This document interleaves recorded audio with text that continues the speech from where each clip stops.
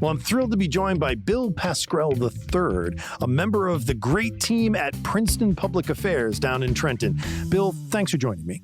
Thanks, Brian. Great to be here. Thanks for having me. Well, listen, let me start by doing a very high-end kind of little laundry list of some of the people you've worked with and a little bit of your background. It's going to take me too long to read all this, right? But I'm going to throw names at you. Let's start with our current governor, Governor Murphy. You've done a lot of work with him, member of the Governor Finance Committee and the council to the transition team. That's amazing. You've done work on the county level, of course, being with roots connected up here to Passaic County, where I am sitting today. But the names continue, Bill. Of course, there's the John Kerry presidential campaign and the work you've done consulting with and advising, New Jersey's senators and, Governor Corzine and the late Frank Lautenberg and Bob Menendez. It just goes on and on. Governor McGreevey. So, I'm going to run out of air here with the long list of things. Let's talk about your education, of course, Rutgers and the Eagleton Institute and Seton Hall Law School. Again, Bill, it's great to have you here, and we could talk about so much because you've done so much and you've known so many people and advised and helped so many people at the New Jersey level, but you also operate, nationally and frankly internationally. And what we're going to talk about in depth is gaming and the gaming industry and how that is blown up here in New Jersey and how that has tentacles across the globe. So let's start at the high level, and I know you get this question all the time. What is the state of gambling in New Jersey? Brian, I've always been, since I left public service and joined my firm that I'm a partner in now, Princeton Public Affairs Group. It's the oldest and largest state contract lobbying firm in the country, based in New Jersey, founded by my partner, Dale Florio, who you know. Not related to Jim Florio, though I worked for Governor Florio. That's right. So one of my first clients, ironically, and I'm a yellow dog Democrat, don't hold that against me. I'm pretty moderate in the Democratic Party and have a lot of Republican friends. But one of my first clients was the Donald way back when I joined my firm 28 years ago, helping him with his casino, failing then casino industry. But I was always a brick and mortar casino government affairs guy, lawyer, lobbyist, advocate, advisor. And about 11 years ago, my life changed, not just professionally, but socially and just in terms of accomplishments. A gentleman by the name of Joe Brennan, who used to work for Google, very bright man, far brighter than I'll ever be. I'm not the sharpest tool in the shed. I just work hard. But Joe gave me an opportunity of a lifetime. He called me in October of 2009. And Brian, because you're well learned in not only American politics, but Jersey politics in particular. Governor Corzine's running for re-election. I'm involved in his campaign. Governor Christie is giving it a go. And the poll numbers showed that Corzine would probably win. And we know he did not. I get a phone call at Princeton Public Affairs Group while I'm sitting in my office across from the State House. Joe Brennan calls, had no idea who he was. He said, Bill, pleasure to meet you. I don't need a sales pitch. You don't need to read your resume to me. I'm convinced. I want to hire you. I represent iMega. What's that, Joe? It's the interactive media entertainment gaming industry.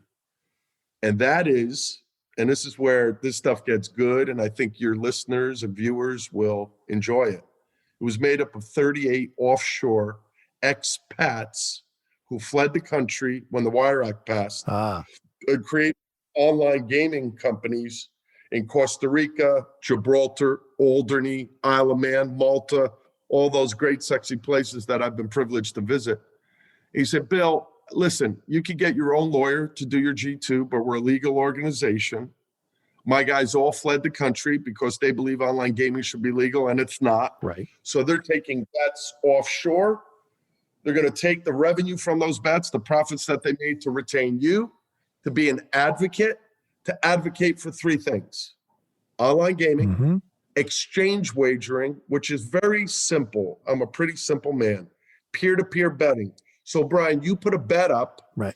I take the bet. The exchange is like the stock exchange. They take a rake from the transaction. Sure. You win, I pay you, I win, you pay me, and the exchange takes a rake.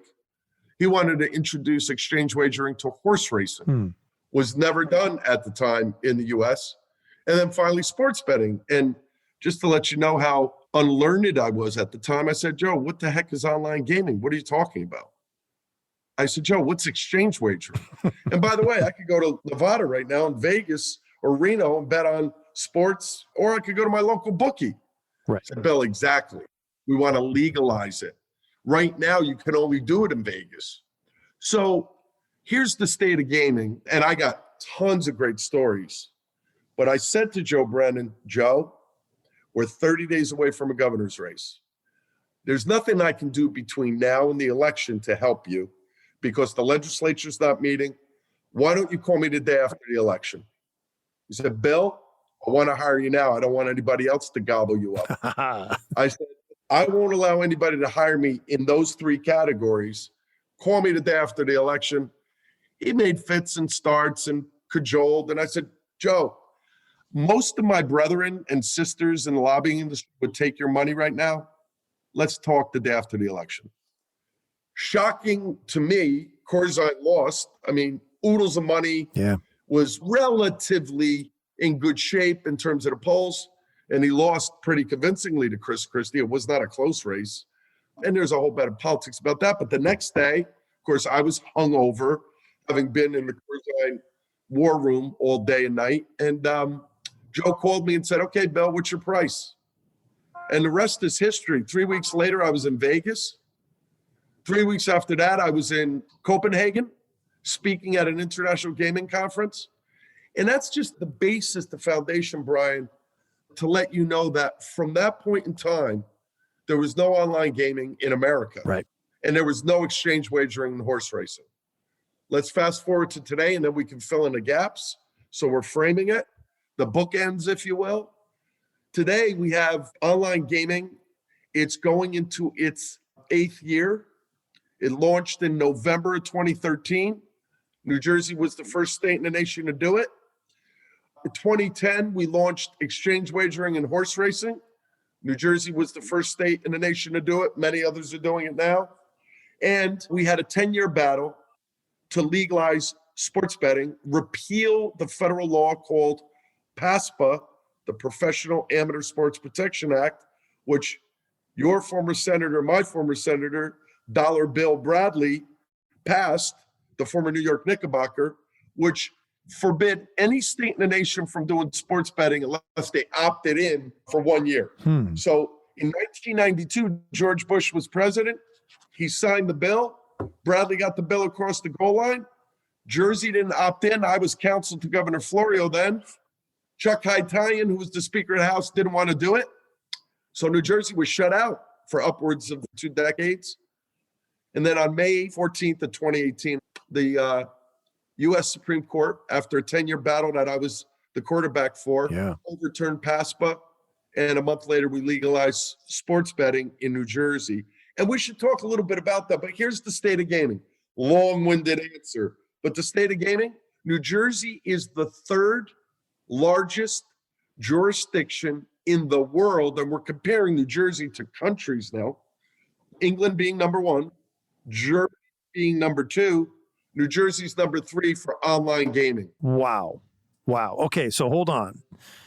Great origin story. So I love that. So now you got a lot in there. Let me unpack what you just ended with.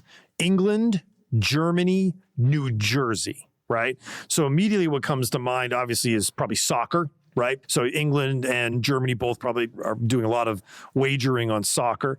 Now, tell me I'm wrong. The obvious connection to New Jersey is for years, for a century, it's had Atlantic City, right? And so we've had casinos here. We've had a footprint and obviously population, right? Now we're talking about online wagering, right? Online gambling. So let me take a step back because I'm a novice at this, right? So help demystify the dummy here. We're talking about the exchange wager marketplace, right? That seems like a logical step to me, right? So prior to having that in the US, I'm hearing from you that these interested parties had to do it overseas, and that's the only option that was there. But now that's in place going back, if I heard correct, almost a decade. So now it's, the third biggest in the world. That's a huge explosion in the last 8 years. It's only going to get bigger. I'm going to come back to online gambling. I want to touch on sports betting, and the Supreme Court effort there is fascinating. And using your words, you're the quarterback on that. We could spend an episode alone just on that. That's amazing. And if I'm correct, that effort, those arguments, started under the Christie administration and finished under the Murphy administration? Correct. Wow. That alone is a huge effort. We'll come back to that. Online gambling. Give me a sense of what that means. What's the landscape of that space? What is it? It's interesting about where we are today and where we were in 2010 when I was hired. Well, I was hired really at the end of 2009. Right after that phone call with Joe Brennan, when he called me the day after Election Day and I was hungover from that devastating defeat, the first thing I did was fly to Vegas to meet with Joe at the top of the Bellagio, and he was going to kind of brief me and educate me. While I was doing that, my partner, Dale Florio, was having lunch with Governor Christie working on his transition team. Christie had said during the gubernatorial election in 2009 on The Fan that he was all in on sports betting. Former U.S. attorney, accomplished lawyer, now governor-elect.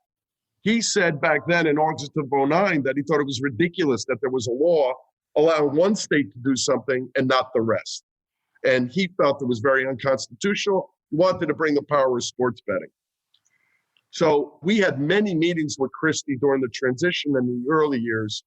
And to his credit, you got to remember something, whether you like Chris Christie or not, or whether you like his politics or not, and he and I don't agree politically. However, he took a real Herculean effort to get these things done. They were all done basically under his administration. He allowed the state to sue the NFL to bring sports betting. He allowed the state to pass a constitutional referendum to allow sports betting. He signed a law to bring exchange wagering, and he signed the law to bring online gaming. And of course, the NFL was against it. I'm a big football fan, but the NFL is one of my major nemesises in my lobbying career because they were benefiting from Vegas betting because they would get money from that betting, but they were against sports betting outside of Vegas because they thought by keeping it illegal, they could control Vegas, but they wouldn't be able to control the concomitant states that would come on board.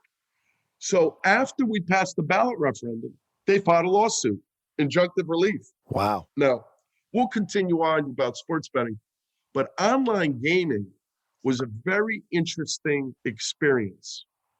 April 2010, there's a historic date known globally in online gaming. Now, when I say online gaming, I mean casino, poker, and sports betting. I was in Malta, speaking at a gaming conference, meeting with the regulators in Malta, because Malta was somewhat of a mecca for online gaming for a few reasons. Real low taxes, pretty lax in regulation, and a huge international confluence of folks, which makes for great innovation, et cetera. So you had Russians there, Israelis, people from Scandinavia, people from Europe, South America, some US expats, whatever. I'm at church. It's Good Friday, 2010. We just had our 20th anniversary of what's called Black Friday. I went to the wrong mass. There's an English mass, an Italian mass, and a Maltese mass, and I went to the Maltese mass. So I didn't understand a lick of it, but, you sort of know as a Catholic what the rituals are. Mass ends. I go out the back exit because that's where the masses went. They didn't go out the front door to this cobblestoned alley lined with carts and peaches and wine and fish, fruits and vegetables and cheeses. And I'm enjoying myself. I'm having the time of my life. Back then, I have an Android now. I had a BlackBerry. Mm-hmm. And this is late morning, probably approaching noon, and my BlackBerry blew up because back in the United States, the Obama Justice Department indicted 3 online gaming companies, PokerStars, Full Tilt, and Party Poker. And they indicted them because they felt that they were violating the Wire Act. Because a lot of people try to make the online gaming industry illegitimate, black, dark, dodgy. The way to make online gaming legitimate is to legalize it, because there is a whole black market of online gaming, right, where you win your bet and you don't get paid, but you fund it. So that indictment, my BlackBerry blew up. I'm representing PokerStars at the time. But here's the difference between PokerStars and the other 2 that were indicted. Isai Scheinberg, who was a VP of IBM based in Canada, but he created the basis for PokerStars, which is one of the most successful online gaming companies in the world. He created a software company called Peer Software. He had a software operation that could do solitaire. I don't know if you remember, you could play solitaire on your laptop at the time. He turned that into a Texas Hold'em PokerStars platform, and it was genius. When Isai and his company were indicted, he immediately made the decision that he was going to consult with me and some other advisors. I got him a really good criminal defense attorney, former Attorney General Mike Messina under the George Bush I administration. Isai never believed he was violating the law, because what the law says is it's illegal to do online gambling. It is not illegal to do what's called skill games. And Isai believed that poker, unlike blackjack, casino, baccarat, all those other games, poker was a skill game. That argument, by the way, was used by the daily fantasy guys like DraftKings and FanDuel later on. He never believed he violated the law. His son was also indicted. His son paid $50 million to the U.S. Justice Department, never served jail time, paid his penalty. He was at one point in time, about 8 years ago, the most eligible bachelor in Europe because he's worth oodles of money. But the father made a decision. He paid millions of PokerStars customers what was left in their accounts. All of his customers received their money, either in check or credit card credit. None of the other companies did that. Isai later went on to buy one of those other 2 companies and refunded all those players. Isai educated me immensely, because about 6 months after that indictment, in April of 2010, that Good Friday that we call Black Friday in the gaming industry, particularly the poker industry, Isai flew me out to the Isle of Man. Didn't even know how to get there. Didn't even know where it was. You can't fly direct from Newark to the Isle of Man. He goes, you'll figure it out. Landed in Malta, get off the plane, have my passport. They're like, you don't need a passport here. You know, just, you're here.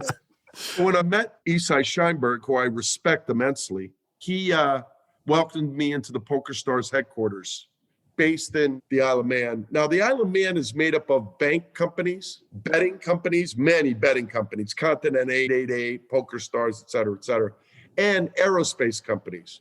Why? It's a tax haven. They don't have income tax there, corporate tax. They have what's called a VAT tax. So you buy a Perrier, you pay tax on it. You buy a phone, you pay a tax on it. You make $1 million, you don't pay tax on it. So I go into Isai's conference room, really didn't do a good job doing my intelligence, because I had an open collared shirt and my cross falls out of my shirt. And you would have thought Isai was Dracula. He was like, Bill, what? You're not a part of the tribe? I said, no, Isai, I'm Roman Catholic. He says, well, you're going to be my goy toy. And we hit it off. He taught me more than I learned in all of high school, all of college, and all of law school. He's an amazing human being. Now, he was indicted. He could not leave the Isle of Man because he would have been extradited. There's no extradition treaty with the Isle of Man. And then I had to break the news to him that Governor Christie would not license PokerStars if he was still the owner. And he sold PokerStars to a Canadian company called Amaya. Amaya buys PokerStars for $4.8 billion. Eastside retires to this extraordinary castle in the Isle of Man, which you could see when you fly in, which is extraordinary. But he was frustrated because he was locked down in the Isle of Man for many years while Mike Messina was sorting out his prosecution. He thought in 2016 that Hillary would win and that might help him. Trump did not help him. And he turned himself in last January. Flew to New York, turned himself into the U.S. Justice Department, paid a heavy fine. Mike Messina did a great job at educating the Justice Department. This guy could have fled with all that money. He refunded hundreds of millions of dollars that he didn't have to. And then he wants to kind of wipe away this issue. The beautiful thing about Eastside is right now, as we speak, he's playing tennis with his granddaughter in Costa Rica, where he owns a beautiful estate right outside of Leon, right up in the mountains overlooking the Pacific. And Eastside didn't serve 1 day in prison. And they were looking to lock him up for a minimum of 5 years because they said essentially, you know what, this is not a bad guy. We understand your argument. We still think you violated the law, but we understand your argument is you thought it was a skill game.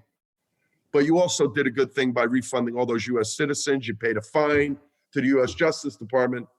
And I'm telling you right now, if you tonight go home and turn on Netflix and watch a movie called Runner, it's all about poker stars. It's a great movie. A lot of famous actors, and I'm not going to bore you with Koppelman, right? Brian Koppelman wrote it, I think. Correct. Yeah. It's a real story. They changed the names, obviously, to protect the innocent or the aggrieved. But I'm telling you right now, Eastside will make a comeback. He's not the type of guy to sit and eat great food in a castle. And, you know, he's in his late 60s and a very brilliant man. Well, it seems obvious to me that this is a long-standing story you've just told that brings us up to current. But the landscape of online betting, online gambling is really just starting to mature, certainly domestically. So, I mean, I'm putting 2 and 2 together there. He must be watching what's going on and thinking, well, you know, there's a lot of growth opportunities. There are. Well, listen, I want to ask you about that, right? Growth opportunities, a lot of opportunities for growth. In a way, some of what you're talking about reminds me of the cannabis industry, right? Where you're describing taking it out of the dark, making it a legal effort where there are what? Say it with me, tax dollars, right? So, and jobs, right? So talk to me about, I'll use your phrase, you know, bringing these efforts out of the dark here in New Jersey. What does that mean for taxes and jobs and in the bigger picture, you know, nationwide and internationally? So online gaming and sports betting have been going on and exchange wagering in Europe for decades. Mm-hmm. The state of California was the first state in the nation back in the early 2000s to introduce a bill for online gaming. They haven't been able to get the bill out of committee in 20 years. Folks like Caesars and many other large gaming companies hired big white shoe lobbyists, paid them $40 million a year for many years to try to move a bill in Congress. As a matter of fact, somebody who shares my name, who's a member of Congress, was a sponsor of that bill. Before I ever got into the online gaming industry, he sponsored the bill with Barney Frank way back when the Democrats controlled the House and Barney Frank was there many, many, many years ago in the early 2000s. Of course, I have to interrupt. We were talking about your father, the great Bill Pascrell, number 2. Junior. Congressman Pascrell. Yes. So please continue. Thank you. I appreciate that. You know, it's really funny the way life works, right? A lot of people hide behind their businesses and take money from folks and never deliver. And that's what I like about my firm. And I'm not the only reason for this. Our entire firm, we deliver. We're doers. We're not here to take money. Thus, my anecdote earlier about Joe Brennan, I'm not here to take your money. I can't help you until after the race. Boom. But here's the trick.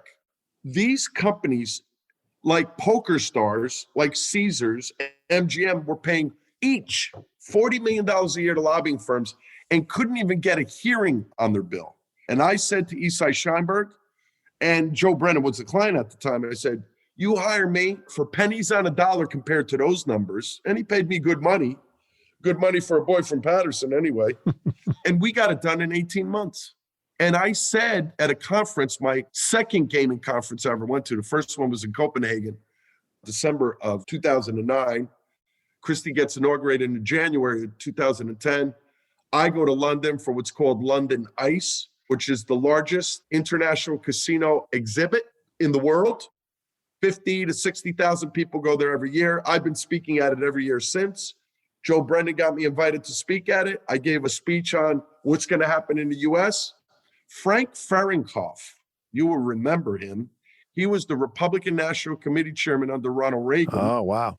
He was there representing the American Gaming Association, based in Vegas, with really a lot of casinos around the country members, but they were dead set against online gaming because they thought, you go online, you're not going to come to our casinos, we're going to lose money, it's going to cannibalize us. So I said to Fahrenkopf, I knew he was in the audience, I said, Frank, here's what's going to happen. The less sophisticated will continue to spend $40 million a year on lobbying and get nothing done. My dad happens to be the sponsor of the bill. He told me it's not going to get done because it's hard to move it. I'm just telling you, the way you're going to do it is by using the crucibles of experimentation in a democracy, our state governments, and we're going to do it in a state that has a Republican governor. You know, sometimes gaming in the past has been dodgy in a Republican Party politics. I had talked to Christie about it. He was embracing of it. And so I said the way to do it is to get Jersey to move. Then Nevada will follow. Vegas will also follow. And then the rest of the dominoes will fall. And that's in essence what happened. So today, each bet placed online is taxed at 13.5%. Ooh, hello. Each bet in a casino is taxed at 8%. But the only way to have what's called in the gaming industry a skin for you to be able to launch your online platform, you got to be married with a brick and mortar casino. Right. Because I was asked in testimony, Bill, how do you prove this won't cannibalize the gaming industry? I said, very simple. Look everywhere else in the world. Well, you don't have any studies in the US. It's because there's no US online gaming. Yeah, hello. Duh. Yeah, hello. However, I said, what we'll do is we'll have a 10-year window of this bill. And in those 10 years, the online companies, which are all abroad, there were no US online gaming companies. They have to marry with a US casino. Each of those casinos got 5 skins each for poker and casino. And then later on, 3 skins for sports betting. So DraftKings would be a skin, FanDuel's a skin, Rush Street's a skin, Party Poker, so on and so forth. Wow. Wow. You know, that makes perfect sense because, and again, demystifying this a little bit in the dummies world where I sit here, I can see Frank out in the audience going, oh my God, this guy's blowing up my client's business. We can't let them get in. But, you know, what you're talking about is this marriage that makes sure this goes forward wisely, right? And in the state level, it's, again, I'm drawing that cannabis analogy. These other states open this door, they go down the road, and then, oh, okay, proof of concept. This is how it happens. And then boom, moving forward. Am I off base with that? No, you're so right. And you know, it's almost like a dream to me, what's happened in the last 12 years of my life. And I'll tell you why. When I testified before the first committee in the Senate Gaming Committee, Jim Whalen, the former mayor, Senator Whalen, God rest his soul, he died very young in life. He was a lifeguard, very healthy man.